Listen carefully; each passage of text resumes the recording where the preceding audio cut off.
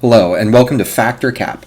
In this series, I'll be evaluating off-meta decks and strategies that have the potential to be something special. Is this a diamond in the rough ready to be unleashed into the format, or is it just a one-hit wonder that'll fizzle out of glory as fast as it got there? Welcome everyone to the first episode of Factor Cap. The deck I'll be evaluating is one of the new additions to the OP16 format, Red.Ace. Red.Ace has the ability to give a Monkey D. Luffy or Whitebeard Pirates character with 8,000 power or more rush once per turn. On initial evaluation, when the support was being revealed, like most people, saw it as a fun aggro deck that would find its support being better utilized in its already meta counterpart, Red-Blue Ace.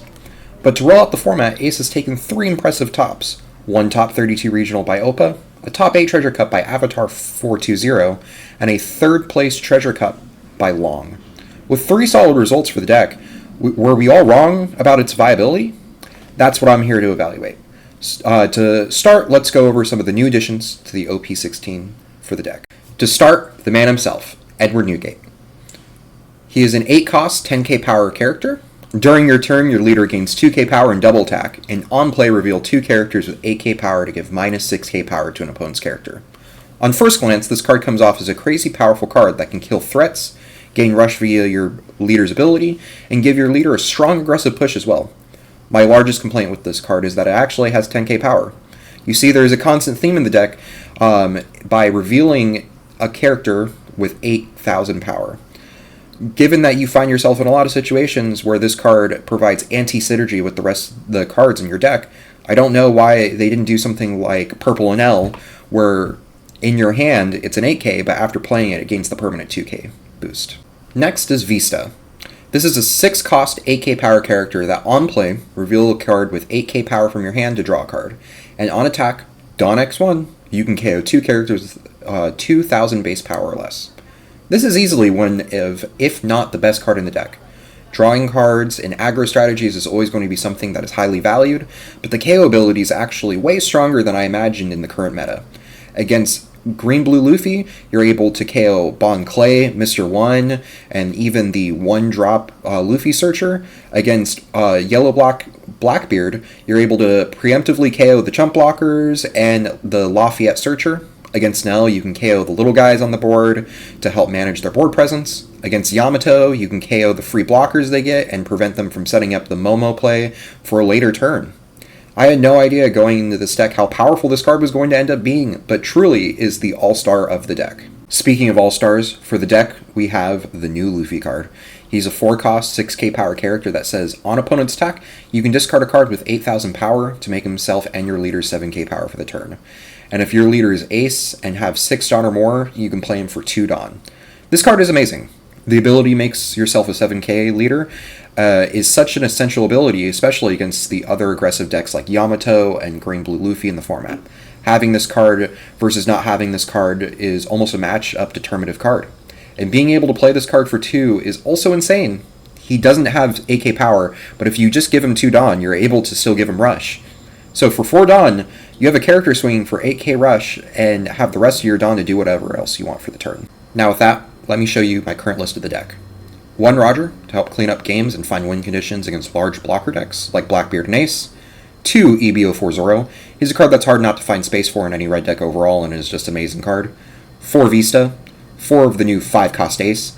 This card checks all the boxes of being a 5-cost body that you can give Rush to, and has draw power and defensive capabilities that the deck needs. 4 Thatch and 4 Little Oars Jr., being low-cost blockers with counter and have 8k power, are pivotal to the strategy. 3 Ramba. Initially, this card was the 8-cost Newgate, but I kept finding myself in situations where I wish he was just 8k power character with counter that I could give Rush to, and he's the only card that I'm not already playing that fills that role. I will say when the new promo Ace comes out, I will be testing him out to fill this slot instead. 2 EBO1 Izo. Using its on-play effect, you're able to give himself an Arrested Dawn, meaning that the requirements for Rush on your 5 Dawn turn while still having a solid defensive skill. 4 Luffy, 4 Sanji. The deck was needing a 3 Dawn play, and this is one of the best 3 costs Red has to offer, and is always a welcome card to see in an opening hand. 4 Garp and 4 Moby Dick. With these as your searchers, you're essentially able to grab any card in your deck. And for the 2Ks, I play 4 Corral to have another 8k in the deck, 4 Namule, to have something to play early against green-blue Luffy and an L to help not be overwhelmed by the board, and 2 Ace Saba Luffy. This can be any 2K you want, but this is the one with the most utilization in my opinion. At this point, some of you are noticing that I'm not playing the new 6-cost Marco. I played a lot with that in my deck and found that there isn't enough removal in the format to warrant it right now. I found myself with too many non-counter in hand and always discarding it for all my effects. If a deck like Lucy started seeing a lot more play, I would definitely include this card, but as it is now, I'd rather have cards that won't sit in my hand when I need the counter. Alright, now let's get into a match against one of the meta threats in the format, green-blue Luffy, and see how the deck does. So we're going to start off with a Garp Search, grab the Sanji. For setup next turn, the Luffy player is going to be playing down 2 bodies right there. We're going to swing 5 into leader, and then we're going to be establishing that Sanji to be able to put on more pressure. Luffy is going to be playing down blocker, replay Mr. 2 to draw a card, and then swing for 7. We're going to be swinging 5 in the leader, and then we're going to be swinging 6 in the leader, and then we're going to be playing down the Luffy to protect ourselves, and then we're also going to be establishing down the 1-2 body that's able to pop the Mr. 2 before he's able to get pressure, and then also keep bodies on board. He's going to swing into Sanji right there, where we're going to allow it, and then draw the card, and then he's going to establish the buggy and the pirates. We are going to be swinging 6 in the leader, and then we're going to be going 6 in the leader. We're trying to just get pressure in, and then we're going to get down the Vista. Vista swing for 8 rush with leader ability. They don't have anything to pop on board, so we're not going to worry about the Dawn. They're going to utilize their blocker. They're going to stun the Vista, set 3 Dawn active, swing 7 in Luffy. We're going to let that happen based off of our hand. They're going to use the Mr. 3, attach 2 Dawn, swing 8 for buggy. We're going to take that. We're going to establish the Zoro on board, playing the Zoro, get character rush into the buggy, clear the board. We're going to punish them for that Mr. 3. We don't want to deal with that anymore. We're going to go 3-3-3, and then we're going to go 7 to face. They're going to counter out of that with the Event Dawn.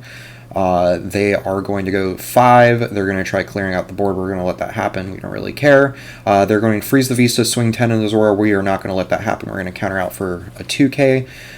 They are going to use their event to be able to freeze the whole board, so we're not going to have anything attacking on the board except our leader already. We are going to play that Ace, grab a 2K off the search effect. We're going to give it to the 2 Dawn to give it 8K power to be able to swing with Rush. Then we're going to also attach another 3 Dawn to be able to swing 8 with leader again, getting 8-8 even with a completely frozen board on the turn. We're going to pass back to our opponent, who is going to start going for a game because they're in a tight situation. They're going to go 9. We're just going to start taking these hits because we know we can defend it, especially with the Ace ability on board. We want them to commit to everything and not try to stall out the game even more with defensive plays. They're going to go for a lethal push for 11, and we are going to be able to counter out that, especially with our massive hand size and the fact that all of our 8Ks are 2Ks, and our component's going to concede on that. And now, my final thoughts on the deck. Pros: it is very consistent in being able to do the strategy with some of the strongest searchers in the game, and how easy it is to get a body on the board and swing Rush. The new Luffy and Ace allows you to focus heavily on aggression while still having defensive tools in your belt. It plays really well into green-blue Luffy and blue-yellow Nami, and has game against a lot of other decks in the format. Cons: it does the same thing every turn, and it doesn't have a huge bomb to turn the tide in the game instantly. The deck doesn't have any answers to opponents' large bodies, and you're just hoping to kill them before you can get overwhelmed. And finally, it struggles against decks like Black, Yellow, Blackbeard, and Anel. Overall, I think the deck has some serious legs in the format, and if you're someone that likes to play Rogue, then this is a solid option, and I could see you doing well if you're able to dodge bad matchups, or even pending on your local meta. Thank you all again for watching. If you liked the video, please let me know in the comments. Make sure to like, comment, and subscribe. And if you guys want to see me do this again for another deck, please let me know which deck you would want to see. Thank you so much. Have a wonderful day.